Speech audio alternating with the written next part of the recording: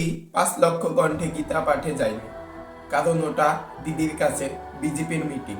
দিদির কাছে বিজেপি হলো যারা গেরুয়া বস্ত্র পরে, যারা পুজো করে, যারা হাতে সুতো বাঁধে, যারা গলায় কাঠের মালা পরে, যারা মন্দিরে যায়, যারা জয় শ্রীরাম বলে, যারা জয় শ্রীকৃষ্ণ বলে, যারা জয় গীতা বলে, তারা সকলেই দিদির কাছে বিজেপি। ওই দলেরই আরেকজন আছে কল্যাণ ব্যানার্জি, হাম্বা হাম্বা রাম্বা রাম্বা খাম্বা খাম্বা করে বেড়ায়। উনি নাকি 5 লক্ষ কণ্ঠে গীতা পাঠে মাঠে কাউকেই দেখতে পায়নি। তা বলছি কল্যাণ বাবু, এমনিতেই তো আপনার চশমা লাগে, তার উপরে আপনি হয়তো অনেকদিন ধরে চশমার পাওয়ারটাও চেক করান না, শেষে কানাহরি দত্তের মতো অবস্থা না হয়।